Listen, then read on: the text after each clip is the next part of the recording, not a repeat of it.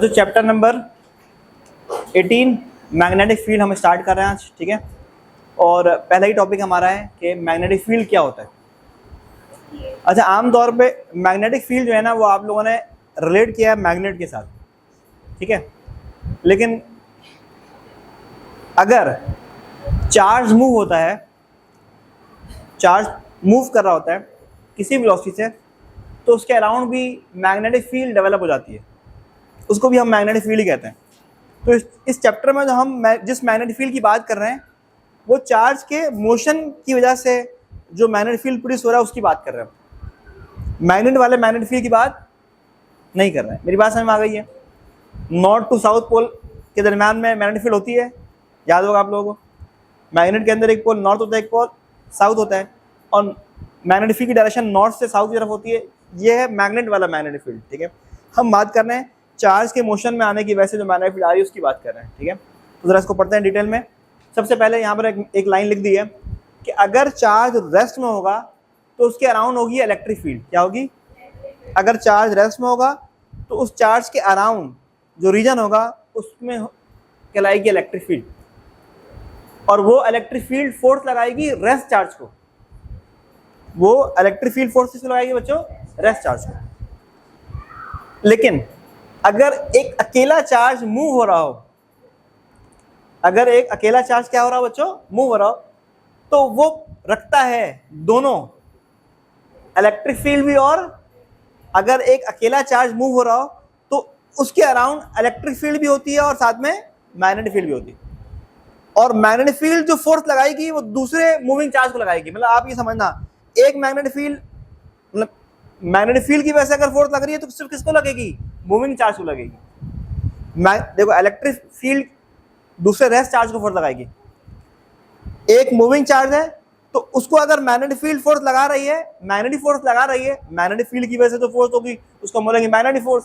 तो magnetic force अगर किसी चार्ज को लगेगी तो किसकी वजह से लगेगी? मूविंग चार्ज को लगेगी। मैग्नेटिक फील्ड की वजह से फोर्स किसको लगेगी? सिर्फ और सिर्फ मूविंग चार्ज को लगेगी, ठीक है। ये बात समझ में आ गई है? सेकंड लाइन, जब कोई आइसोलेटेड चार्ज मूव होता है तो उसके अराउंड इलेक्ट्रिक फील्ड भी होती है और मैग्नेटिक फील्ड भी होती है, ठीक है। और आपको पता है जब करंट फ्लो होता है, तो हम ये कहते हैं चार्ज फ्लो हो रहा है, तो वो भी मूविंग चार्ज ही तो है। तो करंट जब फ्लो होगा तो उस कंडक्टर के अराउंड सिर्फ और सिर्फ मैग्नेटिक फील्ड होगी, इलेक्ट्रिक फील्ड नहीं होगी। इलेक्ट्रिक फील्ड क्यों नहीं होगी? क्योंकि कंडक्टर में इलेक्ट्रॉन भी होते हैं और साथ में प्रोटॉन भी होते हैं। तो electric field of proton balance कर देता है इलेक्ट्रिक फील्ड ऑफ प्रोटॉन को। Electric field of electron electric field of proton को बैलेंस कर देगा। तो कंडक्टर में सिर्फ और सिर्फ क्या होगी? मैग्नेटिक फील्ड होगी। ये बात समझ आ गई? मैग्नेटिक फील्ड जो है बच्चों, इसको आप लोग जाहिर करते हैं किससे? मैग्नेटिक फील्ड को जाहिर करते हैं बी से, कैपिटल बी से, ठीक है। और मैग्नेटिक फील्ड की जो एसआई यूनिट वो क्या है बच्चों? टेस्ला है। और मैग्नेटिक फील्ड की कोई डायरेक्शन होती है, मैग्नेटिक फील्ड की डायरेक्शन होती है, इसीलिए हम कहते हैं ये क्या है? Vector quantity. अभी आगे पढ़ लेंगे क्या डायरेक्शन है, ठीक है। अब एक टॉपिक है हमारा कि कितनी फोर्स लगेगी एक चार्ज को अगर वो मैग्नेटिक फील्ड में मूव हो रहा हो। एक चार्ज अगर मूव हो रहा हो मैग्नेटिक फील्ड में तो उस चार्ज को कितनी फोर्स लग रही है, इसको हम पढ़ रहे हैं, ठीक है। तो बच्चों सबसे पहले डायग्राम बनी हुई है, तो देखिएगा डायग्राम यहाँ बनी है बच्चों कि एक चार्ज है जिसकी मकदार Q है और ये चार्ज वेलोसिटी v से मूव हो रहा है। और वेलोसिटी v से मूव हो रहा है, किसमें मूव हो रहा है? एक मैग्नेटिक फील्ड में मूव हो रहा है। मैग्नेटिक फील्ड की स्ट्रेंथ क्या है बच्चों? b। और वेलोसिटी और मैग्नेटिक फील्ड के दरमियान का एंगल क्या है? थीटा। तो हमने ये समझना है कि ये चार्ज जब मैग्नेटिक फील्ड में मूव होगा तो इसको फोर्स लगेगी। क्या लगेगी इसको? तो कितनी फोर्स लगेगी, उस फोर्स का फॉर्मूला हमें भी ड्राइव करना है। पहले तो ये समझ लेते हैं कि इसको फोर्स क्यों लग रही है। बच्चों जब ये मूव होगा ना तो ये अपनी मैग्नेटिक फील्ड खुद बनाएगा। वहां बताया था ना, मूविंग चार्ज के अराउंड मैग्नेटिक फील्ड होती है। तो ये चार्ज जब मूव होगा तो इसके अराउंड मैग्नेटिक फील्ड डेवलप हो जाएगी और इसकी मैग्नेटिक फील्ड से इंटरेक्ट होगी, और ये वाली मैग्नेटिक फील्ड क्योंकि ज्यादा होगी तो इसको क्या लगा देगा? फोर्स। ये बात समझ में आ गई? तो कोई भी मूविंग चार्ज अगर मैग्नेटिक फील्ड में मूव होगा तो उसको फोर्स लगेगी। क्यों लगेगी? क्योंकि मूविंग चार्ज खुद भी अपनी मैग्नेटिक फील्ड बनाएगा और दो मैग्नेटिक फील्ड का इंटरेक्शन हो जाएगा जिसकी वजह से फोर्स लग जाएगी। तो सबसे पहले इसकी एक्सप्लेनेशन पढ़ लेते हैं हम लोग। एक्सप्लेनेशन में ये कहा जा रहा है कि एक चार्ज है जिसकी मिकदार Q है, जो कि मूव हो रहा है किसमें, मैग्नेटिक फील्ड में, और मैग्नेटिक फील्ड की स्ट्रेंथ क्या है बच्चों, B है, और मूव हो रहा है किससे, वेलोसिटी V से, और किस पे मूव कर रहा है, किस एंगल से मूव कर रहा है, थीटा एंगल से मूव हो रहा है। तो कहा जा रहा है कि फोर्स जो है ना, इस चार्ज को लग रही है फोर्स, वो किन फैक्टर्स पर डिपेंड कर रही है, तो 4 फैक्टर पर फोर्स डिपेंड कर रही है जो इस चार्ज को लग रही है। पहला, इस चार्ज की अपनी मिकदार, इस चार्ज की मिकदार जितनी ज्यादा होगी ये उतना ज्यादा अपनी मैग्नेटिक फील्ड बनाएगा और उतना ज्यादा इंटरेक्शन होगा इन दो मैग्नेटिक फील्ड का, उतनी ज्यादा फोर्स लग जाएगी, डायरेक्टली प्रोपोर्शनल। दूसरा, जितना तेज मूव करेगा अगेन उतना ज्यादा मैग्नेटिक फील्ड बनेगी, उतना ज्यादा इंटरेक्शन होगा, उतना ज्यादा फोर्स लगेगी, डायरेक्टली प्रोपोर्शनल। इस दूसरी फील्ड की मिकदार को भी बढ़ा दिया जाए अगर, तो भी इसको ज्यादा फोर्स लगेगी, डायरेक्टली प्रोपोर्शनल। और एक और बात समझ लीजिए कि मैं ये कहता हूं कि अगर ये चार्ज पार्टिकल इस फील्ड के साथ मूव करेगा तो इसको कोई फोर्स नहीं लगेगी, ये मैं आपको बता रहा हूं। मतलब अगर ये 0 डिग्री पे मूव करता है ना चार्ज, अगर ये चार्ज मूव करता है कितने एंगल है बच्चों, तो हम ये देखते हैं इसको कोई फोर्स नहीं लग रही। लेकिन अगर ये चार्ज पार्टिकल मूव होता है एंगल 90 डिग्री पे, तो फोर्स की वैल्यू मैक्सिमम हो जाती है। तो आपको ये बात समझ आ गई होगी कि साइन 90 पे मैक्सिमम होता है, साइन 90 मैक्सिमम होता है, और साइन 0 डिग्री पे 0 होता है, मिनिमम होता है। तो मतलब ये हुआ फोर्स की वैल्यू डिपेंड किस पे कर रही है, साइन जीरा पे। मैं क्यों कह रहा हूं force is directly proportional to sine जीरा, क्यों, क्योंकि मैंने ये ऑब्जर्व किया कि ये जब चार्ज पार्टिकल 0 डिग्री पे मूव कर रहा है, इस फील्ड के साथ मूव कर रहा है, तो इस चार्ज पार्टिकल कोई फोर्स नहीं लग रही, इस चार्ज पार्टिकल को फोर्स नहीं लग रही जब ये फील्ड के साथ मूव कर रहा है, मतलब एंगल 0 डिग्री पे मूव कर रहा है। और मैंने ये ऑब्जर्व किया जब ये 90 डिग्री मूव कर रहा था तो इसको फोर्स सबसे ज्यादा लग रही थी। तो मतलब ये फोर्स जो है ना, ये साइन जीरा पे डिपेंड कर रहा है, क्योंकि साइन 90 की वैल्यू में क्या होती है, मैक्सिमम होती है। फोर्स डिपेंड ऑन साइन जीरा, ये बात समझ में आ गई। Force is directly proportional to sine जीरा, ठीक है। अब इन चारों इक्वेशन को मैंने क्या कर दिया, कंबाइन कर दिया, ठीक है, कंबाइन कर दिया। साइन ऑफ प्रोपोर्शनल की जगह हमने लगाया क्या, कांस्टेंट, और हम कहते हैं कांस्टेंट की वैल्यू क्या बच्चों, 1 है, ठीक है। तो F is equal to Q V B sine theta, ये मैग्नीट्यूड फॉर्म है, ये फॉर्मूला है जब आपको मैग्नीट्यूड की वैल्यू गिवन हो, मतलब Q की वैल्यू गिवन हो कूलम में, V की वैल्यू गिवन हो मीटर पर सेकंड में, तो ये आप फॉर्मूला यूज कर लो। लेकिन अगर आपको वेक्टर फॉर्म में गिवन हो, वेक्टर फॉर्म में गिवन हो, तो फिर ये फॉर्मूला लगाएंगे, क्यों, क्योंकि आपको पता है A B sine theta A cross B होता है, ए बी साइन थीटा क्या होता है, ए क्रॉस बी, तो वी बी साइन थीटा की जगह क्या लिख दिया, वी क्रॉस बी। तो ये फोर्स के साथ भी हमने वेक्टर लगा दिया, क्योंकि दो वेक्टर प्रोडक्ट का जो आंसर आता है वो भी वेक्टर आता है, दो वेक्टर प्रोडक्ट का आंसर क्या आता है, वेक्टर। तो ये वेक्टर फॉर्म है इस फॉर्मूले का, इस टॉपिक का वेक्टर फॉर्म ये है, और ये मैग्नीट्यूड फॉर्म है। तो मैंने दोनों फॉर्मूला आपको लिखवा दिया, ठीक है। ये अगर आपको नंबर्स के फॉर्म में गिवन दिया जाएगा, वैल्यू Q की वैल्यू, V की वैल्यू, B की वैल्यू, तो आप ये फॉर्मूला यूज कर लो।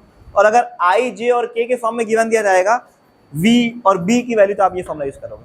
तो उस सूरत में फोर्स भी I, J और K के फॉर्म में आंसर आएगा, ठीक है। एक और बात बता दूं बच्चों, याद रखिए एक चीज कि फोर्स की डायरेक्शन क्या है। फोर्स पे जब आप एरो लगा देते हो तो फोर्स एक वेक्टर होगी, तो फोर्स की डायरेक्शन क्या होगी, फोर्स जो होगा बच्चों वो V और B के परपेंडिकुलर होगा।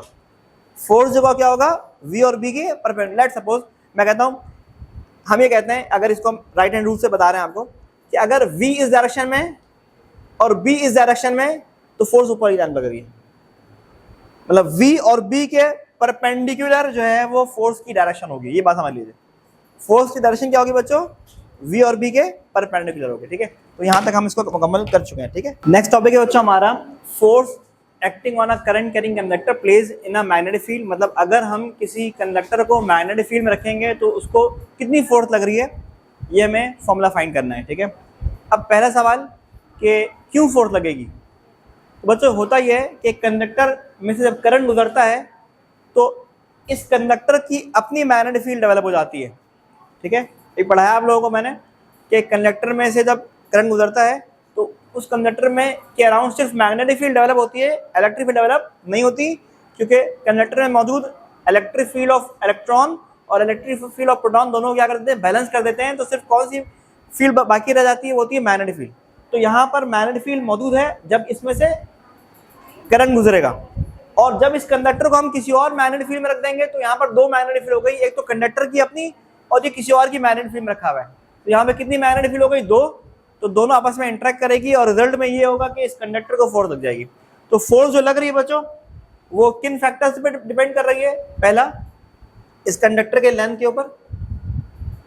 जितनी ज्यादा इस कंडक्टर की लेंथ होगी उतना ज्यादा इंटरेक्शन होगा दो मैग्नेटिक फील्ड का, और उतना ज्यादा क्या लगेगा बच्चों? फोर्स लगेगा। ठीक है, जितना ज्यादा करंट गुजरेगा अगेन उतना ज्यादा मैग्नेटिक फील्ड बनेगी और उतना ज्यादा क्या लगेगा? फोर्स लगेगा। दूसरी मैग्नेटिक फील्ड जिसमें रखा गया इस कंडक्टर को, अगर उसकी स्ट्रेंथ बढ़ा दी जाए तो भी इंटरेक्शन ज्यादा होगा दो फील्ड का और फोर्स ज्यादा लगेगी।